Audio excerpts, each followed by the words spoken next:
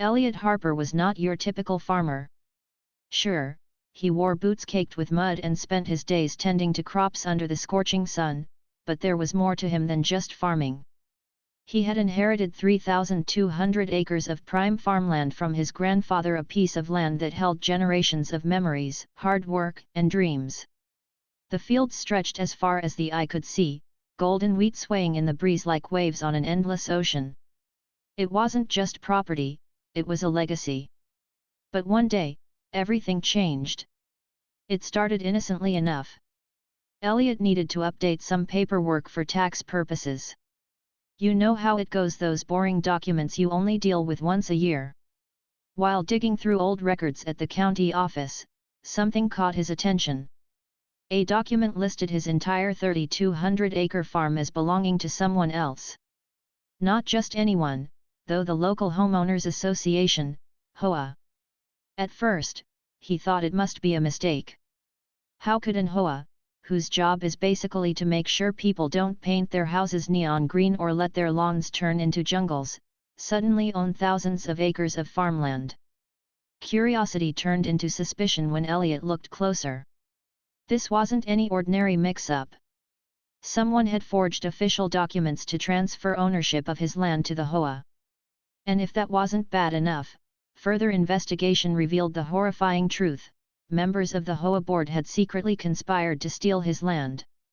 They didn't care about crops or soil quality, they saw dollar signs. Developers were already circling like vultures, eager to buy chunks of the fertile land to build shopping malls, housing complexes, and parking lots. The betrayal hit hard. These weren't strangers pulling this off, they were neighbors.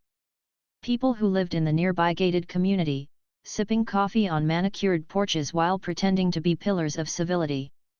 Yet behind closed doors, they were plotting to rob Elliot blind. Greed had driven them to cross lines no decent person should ever cross.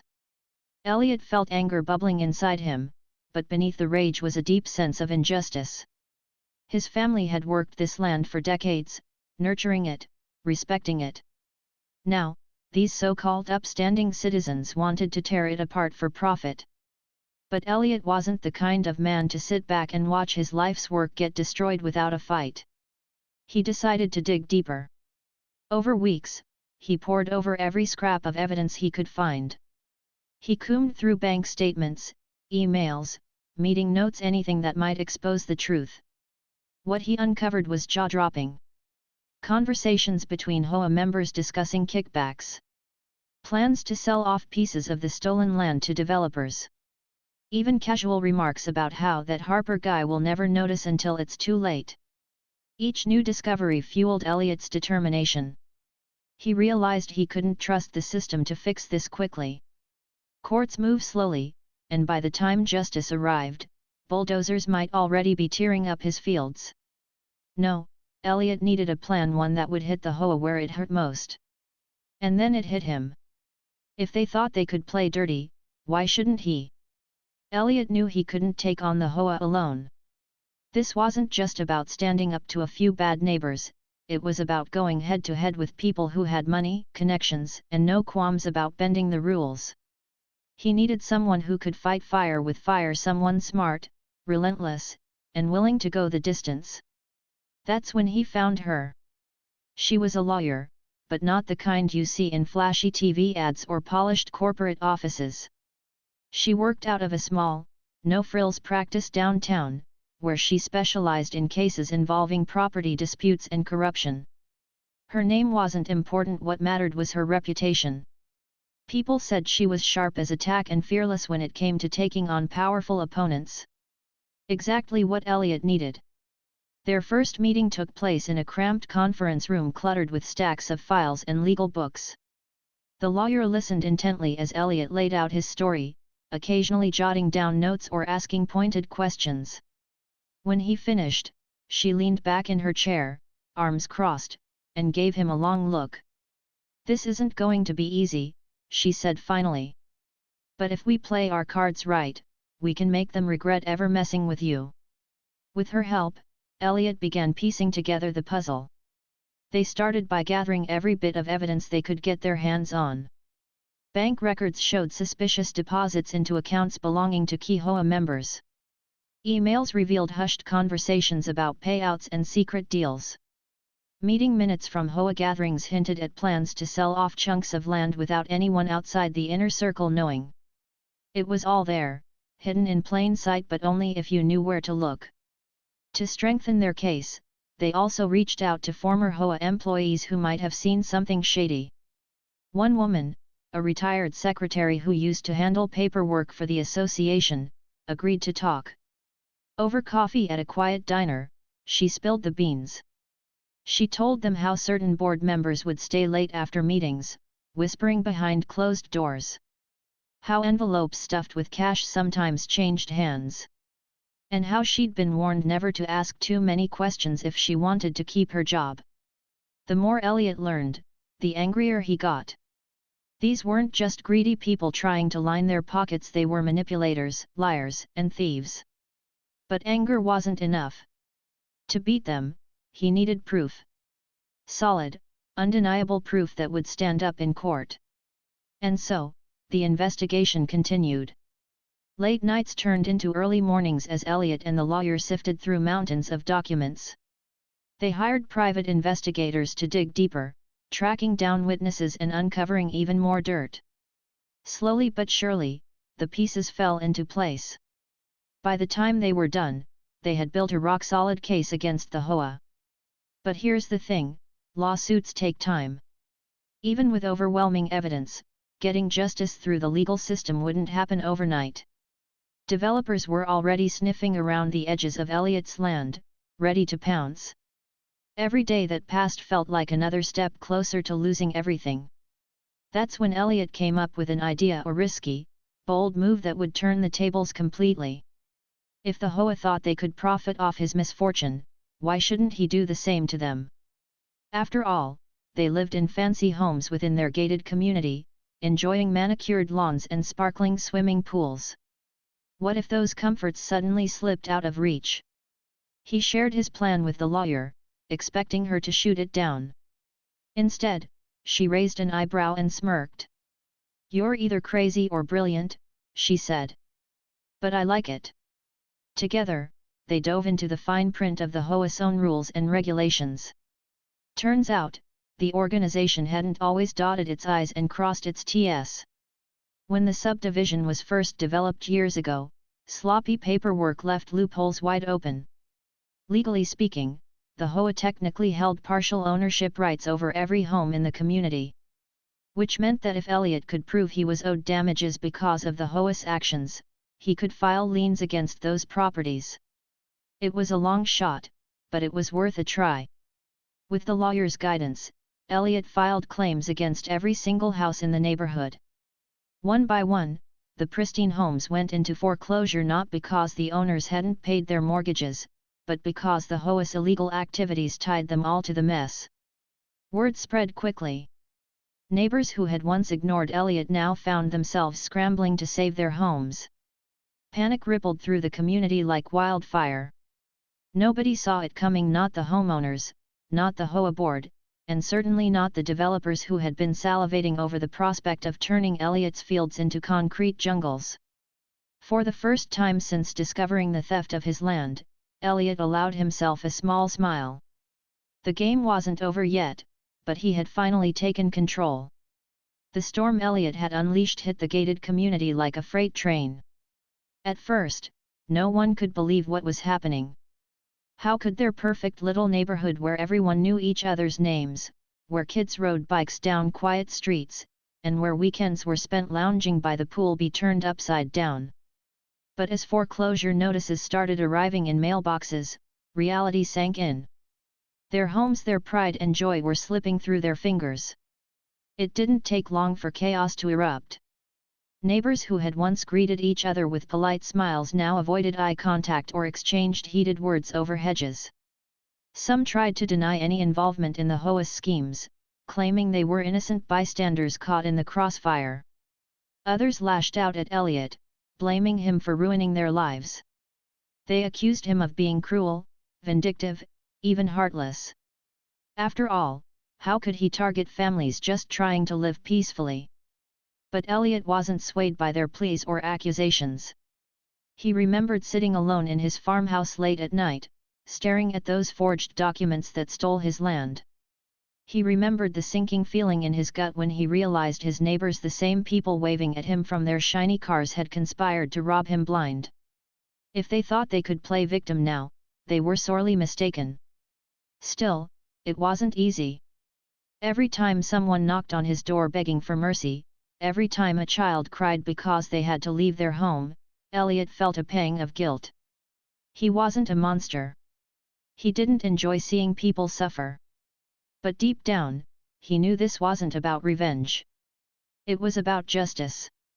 These weren't random strangers losing their homes, they were accomplices, whether they admitted it or not. They had allowed corruption to thrive in their community. Now they were paying the price. As the foreclosures piled up, the neighborhood began to crumble. Families packed up their belongings and left, leaving behind empty houses with for sale signs stuck in the front yards.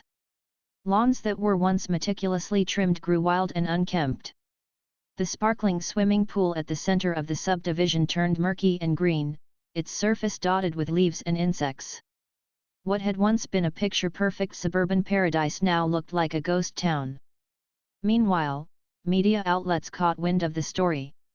Reporters descended on the area, eager to uncover the drama unfolding behind the gates. Headlines screamed things like "Farmer Strikes Back Against Corrupt HOA" and "Suburban Dream Turns into Nightmare." News vans lined the streets, cameras rolling as journalists interviewed disgruntled homeowners and curious passers-by. Some portrayed Elliot as a hero standing up to greed and corruption. Others painted him as a villain bent on destruction. Social media exploded with debates, hashtags trending as people weighed in on both sides. Through it all, Elliot stayed focused. He wasn't doing this for attention or validation. He was doing it because he had no other choice. The system had failed him, so he took matters into his own hands. And while the public spectacle brought unwanted stress, it also worked in his favor. Developers who had been circling his land suddenly backed off, wary of getting tangled in the legal mess. Bulldozers that had threatened to tear up his fields sat idle, gathering dust. With the HOA's grip weakening, Elliot moved to the next phase of his plan, selling the foreclosed homes.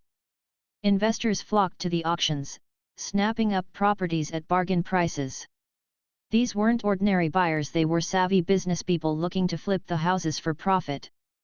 Money poured in, giving Elliot the resources he needed to keep fighting. More importantly, it sent a clear message to the HOA: their days of unchecked power were over. Behind closed doors, cracks began forming within the HOA's ranks. Board members who had once stood united now turned on each other, pointing fingers and shifting blame. Some resigned in disgrace, unable to face the fallout. Others quietly sold their stakes in the development deal, hoping to distance themselves from the scandal. The unity that had allowed them to steal Elliot's land dissolved into chaos. Despite the progress, Elliot couldn't shake the toll this battle was taking on him.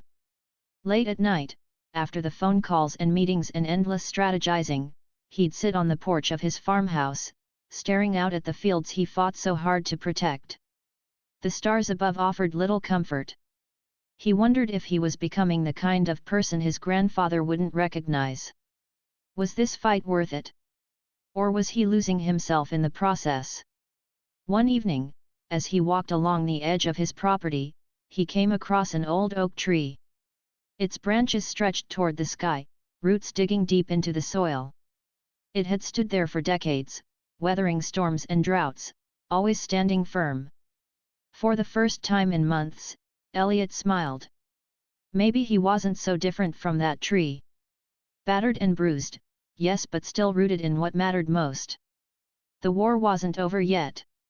There were battles ahead, challenges that would test him in ways he couldn't predict. But for now, he allowed himself a moment of peace. The land was his again, at least for the time being. And as long as he drew breath, he would do whatever it took to keep it that way. The chaos in the gated community only deepened as more homes went into foreclosure. What had once been a symbol of stability and prosperity was now unraveling at an alarming pace. Families who had lived there for years found themselves packing up their lives, unsure of where they'd go next. Kids whispered nervously to each other at school about having to leave friends behind.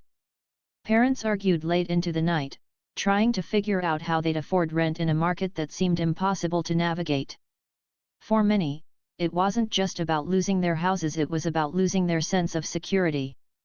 These weren't people used to hardship, they were middle-class families who worked hard, paid their bills on time, and played by the rules, or so they thought. Now, they were being forced to confront the ugly truth: the system they trusted had betrayed them.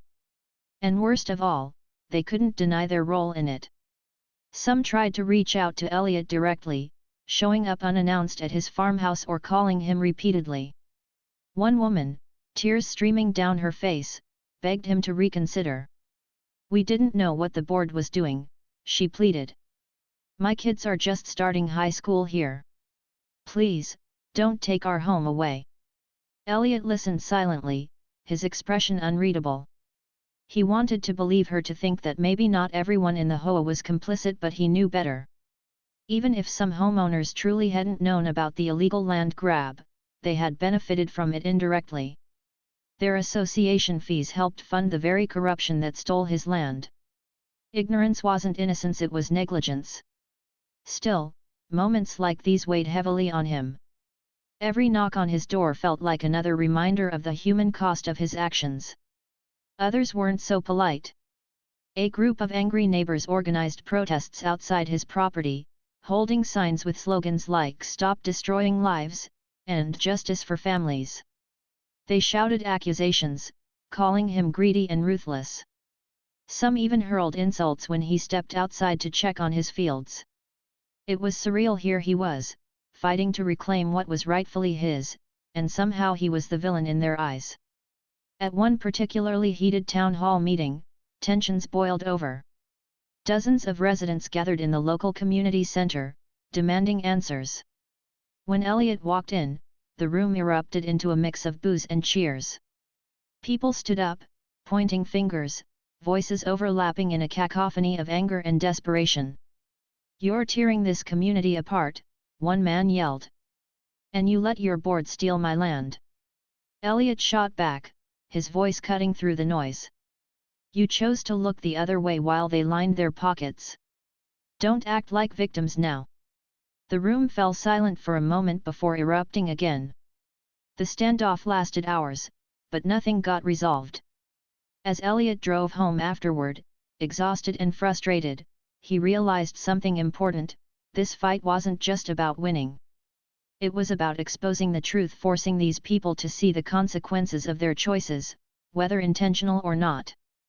Meanwhile, the HOA itself was imploding. Board members who had once wielded power with smug confidence were now scrambling to save themselves. Phone calls and emails flew back and forth as they tried to distance themselves from the scandal. One member resigned after a leaked recording revealed him boasting about the profits they'd make from selling off the stolen farmland. Another fled town altogether, leaving behind a trail of unanswered questions. Even those who remained clung to hope that the courts would rule in their favor. But as legal battles dragged on, cracks widened within the organization. Members turned against each other, accusing one another of betrayal and incompetence. Trust, once the glue holding the HOA together, had completely dissolved. Amidst the turmoil, Elliot pressed forward. With the money from selling the foreclosed homes, he began laying the groundwork for a bigger plan. He hired experts to assess the damage done to his farmland and develop strategies for restoring it. Soil scientists tested the ground, biologists surveyed wildlife populations, and engineers designed irrigation systems to ensure sustainable farming practices. This wasn't just about reclaiming his land anymore, it was about making it better than ever. He also set aside funds to create a foundation dedicated to educating communities about property rights and ethical governance. If anything good could come from this mess, he hoped it would be preventing others from falling victim to similar schemes. Corruption thrived in ignorance, and Elliot was determined to shine a light on it wherever he could. Despite the progress, the emotional toll of the fight lingered. Late at night, when the world grew quiet, Elliot often found himself staring out the window, replaying everything that had happened. He thought about the families displaced, the friendships ruined, the trust broken. Was it worth it? Could any amount of justice justify the pain caused along the way? One evening, as he sat on the porch watching the sunset paint the sky in hues of orange and pink, he heard footsteps approaching. Turning, he saw an elderly neighbor walking slowly toward him. She had lived in the subdivision since it was first built, long before the HOA's corruption took root. Her name didn't matter, what mattered was the sadness in her eyes. "I'm sorry," she said simply, her voice trembling. "I should have asked more questions. I should have spoken up." Elliot nodded, surprised by the sincerity in her words. For the first time in months, he felt a flicker of understanding. Not everyone in that community was evil, they were flawed, scared, and human, just like him. Maybe forgiveness wouldn't come easily, but it was a start. As weeks turned into months, the neighborhood continued to transform. Empty houses became canvases for new beginnings, purchased by investors eager to breathe life back into the area. Developers who had once salivated over Elliot's fields abandoned their plans, realizing the risks outweighed the rewards. Slowly but surely, the balance of power shifted. But Elliot knew the real battle was still ahead. Winning in court wouldn't erase the scars left behind. Justice might prevail, but healing would take time for the land, for the community, and for himself. The courtroom was tense that final day. After nearly 2 years of legal battles, countless hearings, and endless stacks of documents, the case against the HOA had finally reached its conclusion. Elliot sat in the front row, his hands clasped tightly together, trying to steady his breathing. The air felt heavy with anticipation, like the calm before a storm. Every seat in the room was filled, lawyers, reporters, former HOA members, and curious onlookers all waiting for the judge's verdict. When the judge entered, everyone rose to their feet. As he took his seat and began reading the ruling, the room fell silent. For Elliot, time seemed to slow down.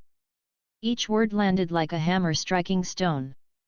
The forged deeds were declared null and void. The 3,200 acres of farmland would be returned to him, free and clear. Several former HOA board members were found guilty of fraud and conspiracy, facing hefty fines and potential jail time. Justice had been served. But as the gavel came down, signaling the end of the trial, Elliot didn't feel the rush of triumph he'd imagined. Instead, there was a strange emptiness, a mix of relief and exhaustion. He stood up slowly, shook hands with his lawyer, and stepped outside into the bright sunlight. Reporters swarmed him, shoving microphones in his face and firing off questions. "How does it feel to win? What will you do next? Do you think this sets an example for others?" Elliot paused, looking out at the crowd. His voice was calm but firm when he finally spoke. "This isn't about winning or losing," he said. "It's about doing what's right. My family worked this land for generations, and I wasn't going to let anyone take that away without a fight." With that, he turned and walked away, leaving the reporters behind. The noise faded as he drove back to his farmhouse, the same dirt road he'd traveled countless times before, now feeling different somehow. The fields stretched out before him, golden and vast, just as they always had. But this time, they felt truly his again. Over the following months, Elliot threw himself into restoring the land. Bulldozers had torn up parts of the soil, leaving scars across the fields.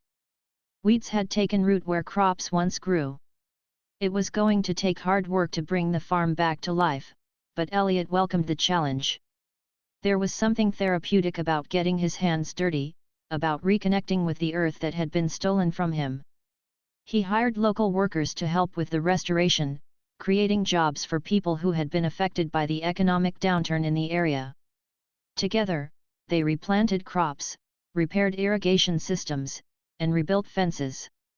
Slowly but surely, the land began to heal. The transformation wasn't just physical, it was emotional too. Elliot found solace in the rhythm of farming, in the simple act of sowing seeds and watching them grow. It reminded him of why he'd fought so hard in the first place. Using the money from selling the foreclosed homes, Elliot also invested in sustainable farming practices. He installed solar panels to power the farmhouse, planted native grasses to prevent erosion, and implemented crop rotation techniques to keep the soil healthy. The farm became a model of ecological stewardship, drawing attention from agricultural experts and environmentalists alike. It was proof that progress didn't have to come at the expense of nature. But Elliot didn't stop there. Remembering the lessons he'd learned during his battle with the HOA, he established a foundation aimed at educating communities about property rights and ethical governance. Through workshops, seminars, and online resources, the foundation helped people understand how to protect themselves from corruption and exploitation. It was his way of ensuring that no one else would suffer the way he had. As word spread about Elliot's efforts, some former HOA members reached out to him not to argue or make excuses, but to apologize. One evening, a man knocked on his door, hat in hand, looking sheepish and unsure. "I know we messed up," he said. "And I know saying sorry doesn't fix anything.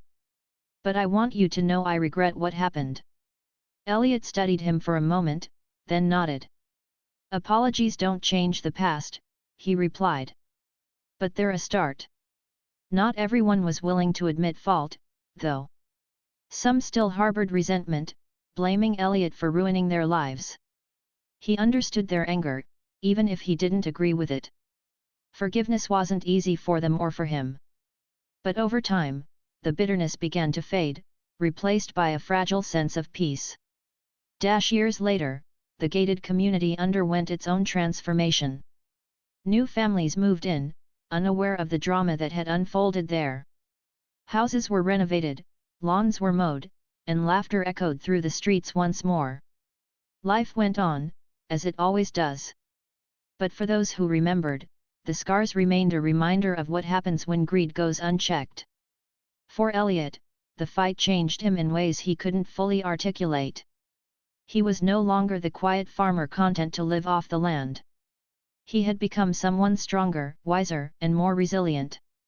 Yet, he also carried the weight of everything he'd endured: the sleepless nights, the heated confrontations, the moral dilemmas. Revenge, he realized, wasn't sweet. It was messy, complicated, and exhausting. But sometimes, it was necessary. One crisp autumn morning, Elliot climbed to the top of a hill overlooking his restored farmland. The sun hung low in the sky, casting long shadows across the fields. Wheat swayed gently in the breeze, and birds chirped in the distance. It was peaceful, a stark contrast to the chaos he'd faced not so long ago. As he stood there, taking it all in, he thought about the journey he'd been on. He had reclaimed his land, exposed corruption, and inspired change. But more than anything, he had stayed true to himself, to the values his grandfather had instilled in him. The fields below weren't just acres of dirt and crops, they were a testament to resilience, justice, and hope. Elliot smiled softly, breathing in the fresh country air. The battle may have ended, but the legacy of his fight would live on, for his family, for the land, and for anyone brave enough to stand up against injustice. And as he turned to head back to the farmhouse, he knew one thing for certain: he was ready to move forward.